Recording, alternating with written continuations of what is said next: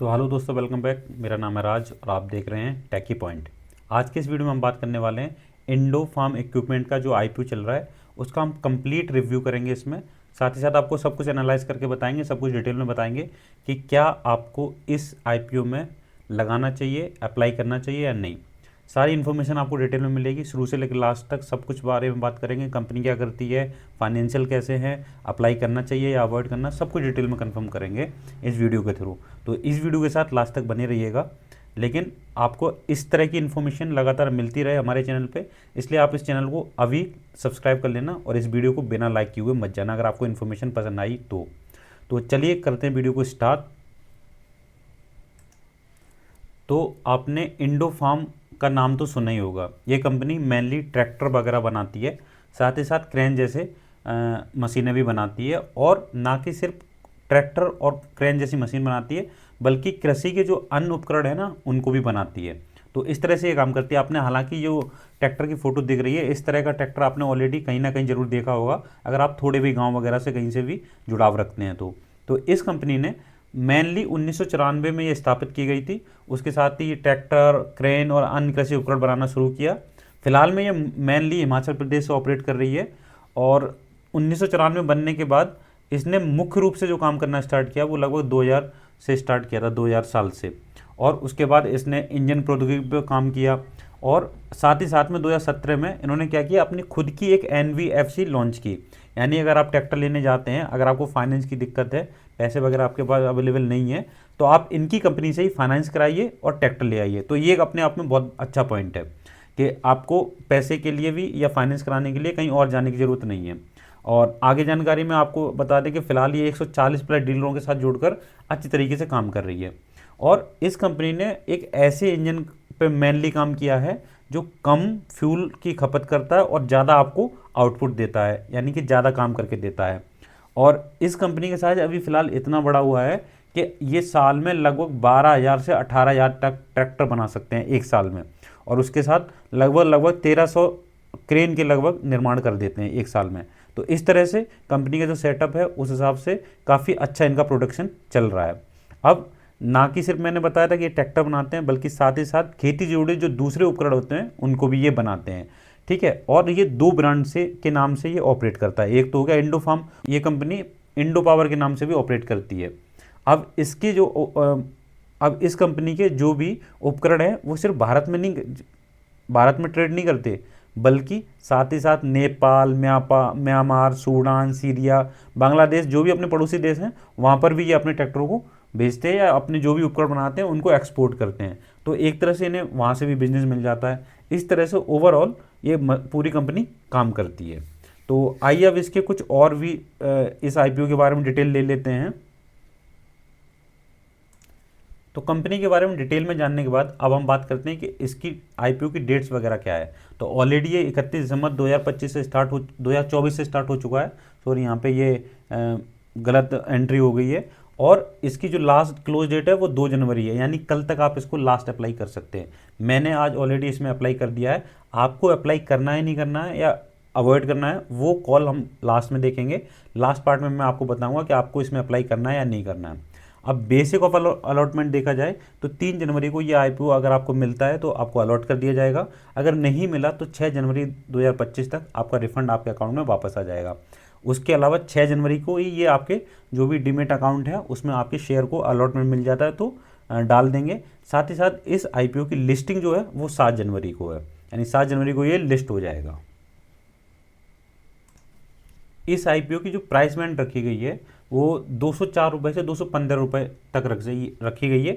इस बीच में आप कहीं पर भी बिड कर सकते हैं, बट कोशिश कीजिए आपकी सबसे जो मैक्सिमम बिड है उस पर कीजिए, क्योंकि आजकल सब्सक्रिप्शन बहुत ज़्यादा हो रहे हैं। तो आप अगर थोड़ा सा भी बिड कम लगाएंगे तो मिलने के चांसेस आपको और कम हो जाते हैं।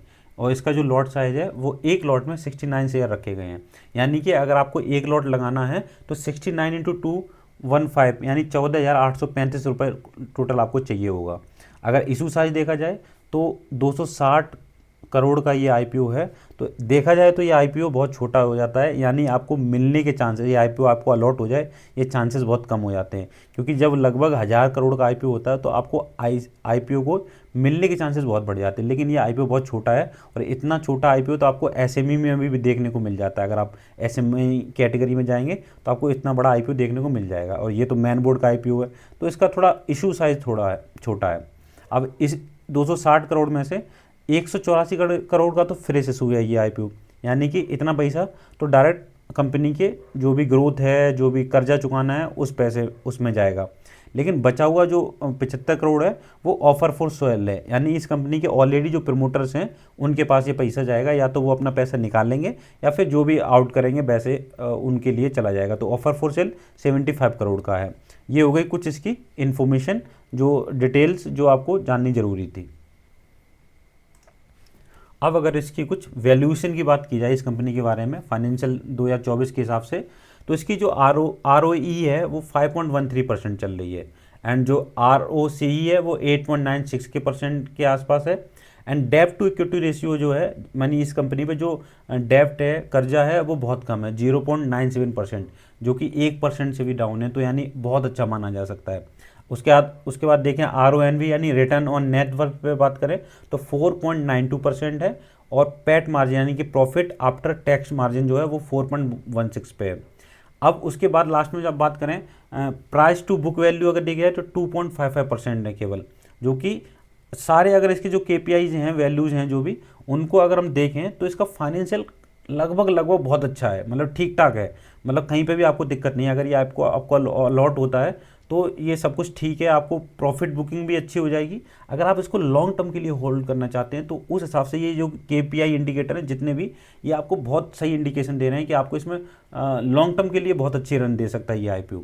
तो उस पर्सपेक्टिव से ये IPO बहुत ठीक है, मतलब देखा जा सकता है इसके फाइनेंशियल जो वैल्यूएशन है वो बहुत अच्छी हैं। कहीं पर भी हमें ऐसा नहीं लग रहा कि कहीं पर भी थोड़ा सा लॉन्ग टर्म में हमें नुकसान हो सकता है, तो लॉन्ग टर्म के लिए तो बहुत अच्छा है ये IPO। अब अगर आपको लॉन्ग टर्म के लिए भी रखना है तो आपको कुछ फैक्टर्स ध्यान में रखने होंगे, जैसे कि इसके निगेटिव्स क्या हैं, पॉजिटिव्स क्या हैं। तो सबसे पहले हम निगेटिव की बात कर लेते हैं कि इसमें निगेटिव क्या है, तो जिसकी वजह से आपको इसमें अप्लाई करना चाहिए या नहीं करना चाहिए। तो निगेटिव में देखा जाए तो इसका जो सेक्टर का जो साइकिल है, वो जो ये सेक्टर है ये साइक्लिक है, यानी कि जब बारिश वगैरह आती है, खेती वगैरह चलती है, जो सीजन होते हैं उन्हीं में इन उपकरणों की ज़रूरत पड़ती है, और उसी टाइम इसकी सेल ज़्यादा होती है। अगर खेती का मौसम नहीं है और सब कुछ खेती में कुछ काम नहीं चल रहा है तो इसके जो उपकरण है उनका सेलिंग होना रुक जाता है, तो उस टाइम कंपनी की जो ओवरऑल सेल होती है वो भी रुक जाती है, तो उस हिसाब से ये थोड़ा निगेटिव है। अब अगर कंपटीशन की बात करें तो इस फील्ड में ऑलरेडी ACE जैसी बड़ी कंपनियां ऑलरेडी काम कर रही हैं, स्कॉट जैसी कंपनी पहले से लिस्टेड है, ACE भी लिस्टेड है, तो उस हिसाब से कंपटीशन वो दोनों ऑलरेडी लिस्ट हैं, तो उनका काफ़ी अच्छा शेयर प्राइस भी पहुंच चुका है, उनमें इन्वेस्टमेंट भी काफ़ी अच्छा है। अब ये एंट्री कर रही है तो उस हिसाब से ये थोड़ा सा कमज़ोर हो जाती है उन दोनों की कंपैरिजन में।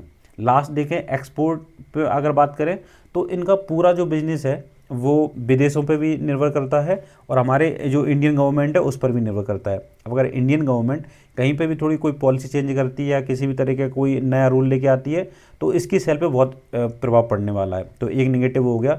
दूसरा देखा जाए अगर फॉरेन में अगर ये अपने सामान को डिलीवर करती है तो फॉरेन पॉलिसीज़ में भी अगर कोई ट्रेड को रिलेटेड कोई नया रूल आता है, नई पॉलिसी आती है, तो वहाँ पर भी इसकी सेल पर, इस कंपनी की ग्रोथ पर असर पड़ सकता है। ये थे इसके निगेटिव। अगर अब हम पॉजिटिव की बात करें तो इसके जो फाइनेंशियल हैं वो काफ़ी ठीक ठाक हैं, जैसा मैंने आपको अभी दिखाया था। अब अगर इंटीग्रेटेड मैन्युफैक्चरिंग की बात करें तो इस कंपनी के पास खुद की इंटीग्रेटेड मैन्युफैक्चरिंग भी है, यानी इनके पास अपने वर्कशॉप भी हैं, अपने हब बना हुआ है जहाँ पे ये सब कुछ अपना इंटीग्रेट करते हैं, तो जो भी मैन्युफैक्चरिंग करना होता है वो वहीं पे कर लेते हैं। इनके पास सारा जो स्टेबलाइजमेंट है वो पहले से अवेलेबल है, ये बहुत अच्छी बात हो जाती है। लास्ट बट नॉट लीस्ट इनके पास खुद का NBFCA भी है। अगर आप इस कंपनी के कोई भी ट्रैक्टर या उपकरण या क्रेन वगैरह खरीदने जाते हैं, अगर आपके पास फंड पूरा नहीं है तो आपको किसी और अदर बैंक से या किसी एंटिटी से लोन दिलाने के बजाय या आपके पास इनकी जो खुद की NBFC है उसी से आपको लोन दिलाते हैं और आपको हैंड टू हैंड फाइनेंस करके देते हैं। तो ये भी एक बहुत अच्छा देखा जाए तो पॉजिटिव वैल्यू हो जाती है कि जब कोई कस्टमर विजिट करता है तो उसको सब कुछ इन हैंड मिल जाता है, कहीं भी उसको इधर उधर भटकना नहीं पड़ता और सब कुछ बना बनाया पहले से लगा लगाया मिल जाता है। सारा सेटअप इनका खुद का ही है, तो आपको फाइनेंस वगैरह कराने में भी बहुत आसानी हो जाती है। ये थे इसके पॉजिटिव। अब अगर इस कंपनी की फाइनेंशियल रिपोर्ट के बारे में बात करें तो 2022, 2023 और 2024 में क्रम से हम बात करेंगे। 2022 में इसने 352 करोड़ का रेवेन्यू जनरेट किया, जिसमें से इसका एक्सपेंसेस थे 333 करोड़ रुपए के लगभग और प्रॉफिट आफ्टर टैक्स 13 करोड़ का था। ठीक है, और असेट इसके पास उस साल टोटल 619.83 करोड़ रुपए के थे। वहीं 2023 में बढ़कर जो इसने रेवेन्यू जनरेट किया वो 371 का किया, एक्सपेंसेस 349 के थे और प्रॉफिट आफ्टर टैक्स 15 करोड़ का था। पहले 13 करोड़ का था, अभी 15 करोड़ का था, 15.37 करोड़ का। और असेट इसके पास बढ़कर 619 से 622 हो गए। सेम 2024 की बात करें तो इन्होंने जो रेवेन्यू जनरेट किया वो 375.95 करोड़ का यानी 376 करोड़ का लगभग किया, एक्सपेंसेस जिसमें से 352 करोड़ का था और प्रॉफिट आफ्टर टैक्स देखा जाए तो 15.60 करोड़ का प्रॉफिट था आफ्टर टैक्स, यानी कि ग्रोथ हुई है इसमें लगातार 13 करोड़ से 15 करोड़ और 15 करोड़ से भी ये थोड़ा आगे निकलेगा 15.60 करोड़।